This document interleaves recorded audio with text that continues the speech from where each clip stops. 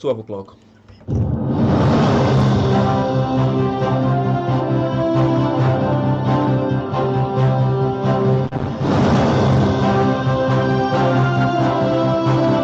Good afternoon. Here is iPower 102.7 FM Midday News. I am Abdulrazak Alawai. First, the headlines.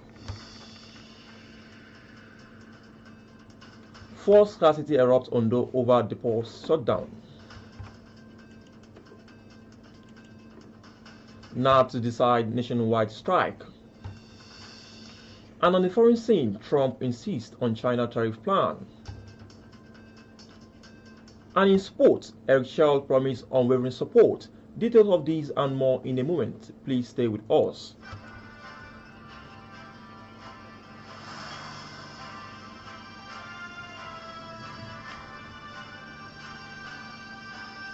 Glad to have you back, and now the news in details.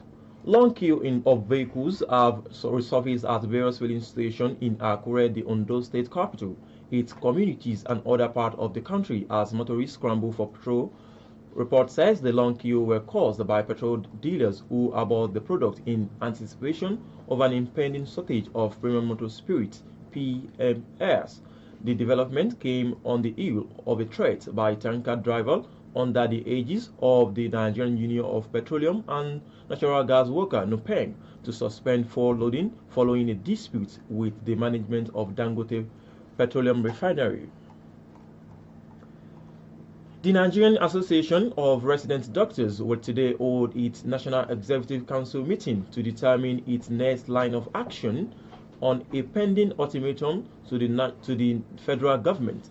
The association had earlier issued a 10-day ultimatum to relevant government agency, warning that members would embark on a nationwide strike if their demands were not met. Resident doctors, who constitute the majority of the medical workforce in teaching and specialist hospitals, have reportedly gone on strike in recent years over unpaid wages, poor welfare, and inadequate working conditions. Following the conviction of Oba Joseph Oloyede in the United States, tension has erupted during a meeting in Osun State after a call was made to Governor Ademola Adeleke to declare the stool of the Akwetumedu vacant. It could be recalled that Oba Oloyede, the 27th Akwetumedu, was recently sentenced to more than 4 years imprisonment in the United States for COVID-19 loan fraud, forfeit assets, and pay over $4.4 million in restitution. The Asalu of Ikpetumodu Sunday Adedeji, however, rejected the request and reportedly rescued himself from any move to declare the stool vacant.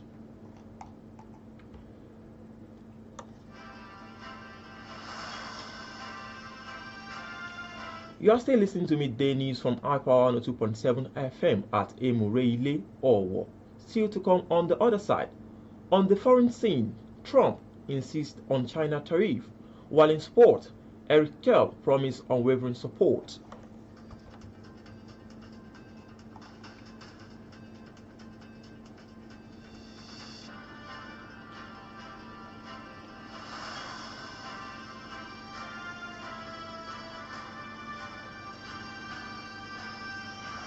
Welcome back now to the foreign scene. As part of his effort to pressure Russia to end its war in Ukraine, United States President Donald Trump has said there is no going back on 100% tariff on China and India. Trump made the call after dialing into a meeting of US and the European Union officials in Washington, D.C. Report says Trump was prepared to impose steeper tariff on China and India, two major buyers of Russian oil, if European nations did as well. While in sports, Super Eagles head coach Eric Schell has said his side would not give up on their quest to secure a place at the 2026 FIFA World Cup. The three-time African champion suffered a big setback in their bid to make it to the Global Soccer Fiesta after battling to a 1-1 draw with South Africa in Bloemfontein on Tuesday night. Nigeria remained third position on the Group B log with 11 points from 8 matches. The Super Eagles would need to win their remaining 2 games against Lesotho and Benin Republic to have any chance of picking the World Club tickets.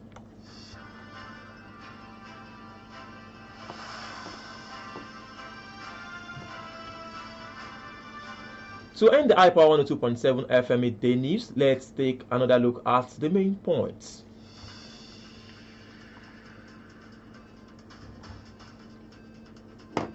We told you in the course of the bulletin that long queue of vehicles have resurfaced at various filling stations in Akure, the Ondo State capital, its communities and other parts of the country as motorists scramble for petrol.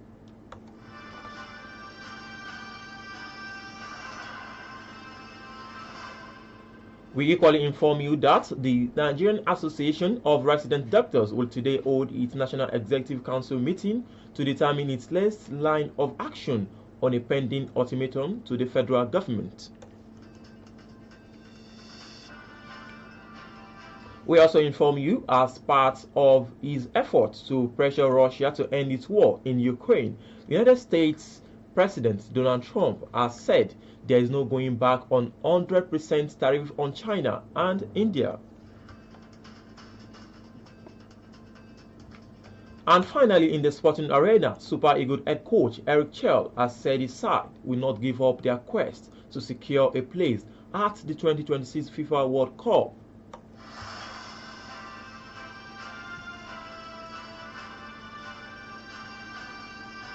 And that was the midday news on iPower 102.7 FM as edited by Akin Adebayo. I am Abdulrazak Alawi. Thanks for listening. Good afternoon.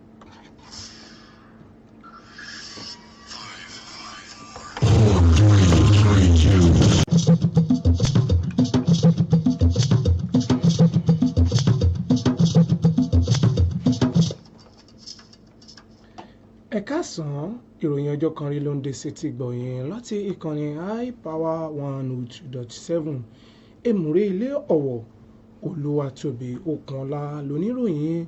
Ṣáájú ẹgbẹ́ àwọn òmóòyò tó lákàkì nínú ìròyìn náà.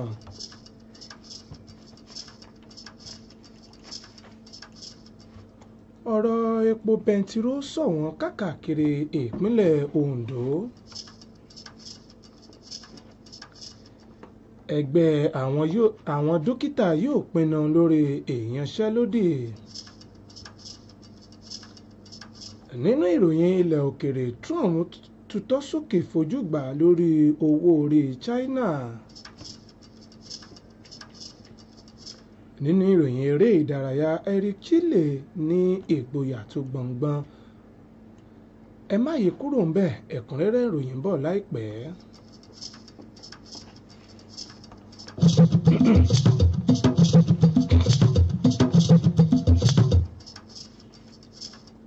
Ìròyìn ọ̀hún rèé lẹ́kùnrẹ́rẹ́ bẹ̀rẹ̀ láti ìpínlẹ̀ Ondo. Ó ń rúgbó ń bọ̀ eégún aláré ní ọ̀rọ̀ epo bẹntiró ní àwọn ibùdó kọ̀ọ̀kan nílùú Àkúrẹ́ ní ìpínlẹ̀ Ondo látàrí bí àwọn awakọ̀ kò ṣe rí epo bẹntiró rà. Ìròyìn fìdí rẹ̀ múlẹ̀ pé àwọn ilé epo tí wọ́n ti ń ta epo bẹntiró ni wọ́n ti pa tí ọ̀pọ̀lọpọ̀ sì ní epo lọ́wọ́. Tẹ́ ẹ bá nígbàgbé, ìfàǹfà wáyé láàrin àwọn tó ń mójútó ọ̀rọ̀ epo bẹntiró lórílẹ̀‐èdè yìí, àwọn awakọ̀ àti iléeṣẹ́ ìfọpo Dangote. Ẹgbẹ́ àwọn dókítà lórílẹ̀‐èdè wa Nàìjíríà yóò ṣe ìpàdé wọn lónìí láti mọ ohun tó kàn lórí gbèdéke tí wọ́n fún ìjọba àpapọ̀. Ẹgbẹ́ ọ̀hún ni wọ́n ti fún ìjọba àpapọ̀ lórílẹ̀‐èdè yìí ní gbèdéke ọjọ́ 10 tẹ́lẹ̀ láti wá àtúnṣe sí ohun tí wọ́n ń béèrè fún kó tó di pé wọ́n bẹ̀rẹ̀ ìyanṣẹ́lódì. Tẹ́ ẹ bá nígbàgbé, ọdún tó kọjá ni àwọn dókítà daṣẹ́ sílẹ̀ látàrí owó oṣù wọn tó ń ṣe ségesège bíi nǹkan oṣù. Lẹ́yìn ìgbà tí ọba Joseph Olóyèdé di èrò àtìmọ́lé lórílẹ̀‐èdè Amẹ́ríkà, ìpàdé kan wáyé ní ìpínlẹ̀ Ọ̀ṣun níbi tí àwọn kan ti ń pè kí gómìnà Adémọ́lá Adélékè kéde àpèrè apètúmodò ti ṣòfò.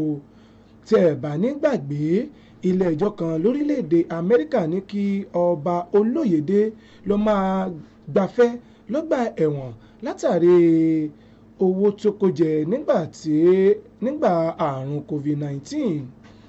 Ẹni tó jẹ́ aṣáálù ti ìlú Ìpẹ̀tùmodò Sunday Adédèjì gbójú agan sí ìpè ọ̀hún tí àwọn kan ń pè fún.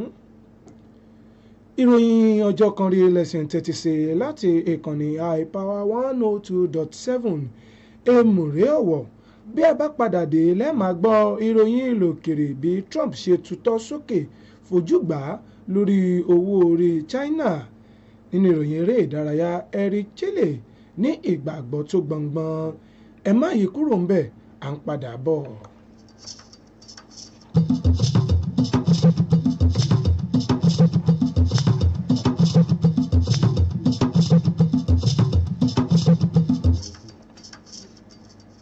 Ẹ káàbọ̀ padà. Ìròyìn ọ̀hún tẹ̀ sọ́wọ́ wájú bẹ̀rẹ̀ láti ilẹ̀ òkèrè. Gẹ́gẹ́ bí apá kan nínú ìgbìyànjú ààrẹ orílẹ̀-èdè Amẹ́ríkà Donald Trump láti dópin ogun tó ń wáyé lórílẹ̀-èdè Ukraine ti sọ pé mọ́yẹ̀ kan kò ní yẹ owó orí tó gbéwọ̀n lórílẹ̀-èdè Ukraine àti India. Trump ló sọ̀rọ̀ náà di mímọ̀ nígbà tí wọ́n ṣe ìpàdé papọ̀ pẹ̀lú àjọ ìṣọ̀kan àgbáyé. Ìròyìn fìdí rẹ̀ múlẹ̀ pé Trump ló mú àlékún bá ọ̀rọ̀ owó orí àti àwọn ọjà tí wọ́n ń rà. Nínú ìròyìn eré ìdárayá, akọ́nimọ̀ọ́gbá ikọ̀ Super Eagles orílẹ̀-èdè wa Nàìjíríà Eric Chelle ti tẹpẹlẹmọ́ wípé ikọ̀ ọ̀hún kò ní tẹ́tí láti kópa nínú ìdíje ife ẹ̀yẹ àgbáyé tọdún 2026 látàrí ìjákulẹ̀ tí wọ́n bá pàdé kojú orílẹ̀-èdè South Africa níbi tí wọ́n ti ta àmì ayò kọ̀ọ̀kan láṣàlẹ̀ àná. Wàyí orílẹ̀-èdè Nàìjíríà ti bára wọn ní ipò kẹta nínú ìsọ̀rí tí wọ́n wà pẹ̀lú àmì 11. Ǹjẹ́ kí a tó mú ìròyìn ọjọ́ kan rí tọ̀sán òní wá sí òpin, ẹ gbọ́ àwọn kókó amẹ́nubà lẹ́ẹ̀kan sí i.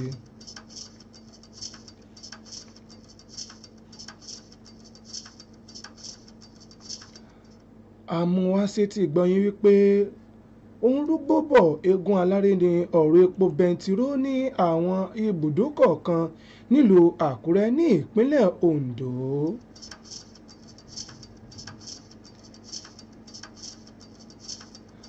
Àfitóyín létí wípé ẹgbẹ́ àwọn dókítà lórílẹ̀‐èdè wa Nàìjíríà yóò ṣe ìpàdé wọn lónìí láti mọ ohun tó kàn lórí gbèdéke tí wọ́n fún ìjọba àpapọ̀. Nínú ìròyìn ilẹ̀ òkèrè, amúwásétí gbọ̀nyìn pé gẹ́gẹ́ bí apá kan nínú ìgbìyànjú ààrẹ orílẹ̀‐èdè Amẹ́ríkà ìyún Donald Trump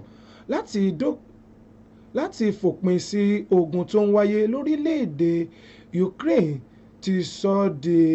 ti jẹ́ kó di mímọ̀ pé ìgbìyànjú ọ̀hún ni kò já sásán. Nínú ìròyìn eré ìdárayá, amúwásétí gbọ̀nyìn pé akọ́nimọ̀ọ́gbá ikọ̀ Super Eagles Eric Chelle ti tẹpẹlẹmọ́ wípé ikọ̀ ọ̀hún kò ní tẹ́tí láti rí i pé àwọn kópa nínú ìdíje ife ẹ̀yẹ àgbáyé. Bá a bá gbálé tá a gbàtà àtàn láàdá sí níbí láti ṣẹ́wélé àkọ́tún ìròyìn tọ̀sán òní. Ǹjẹ́ lórúkọ gbogbo àwọn ikọ̀ tó kó ìròyìn tọ̀sán òní jọ tí Akin Adébáyọ̀ jẹ́ olóòtú fún, Oluwatobi Okunola ló kà sétí gbọ̀yìn. Ẹ káàsán, ẹ máa yáṣẹ́.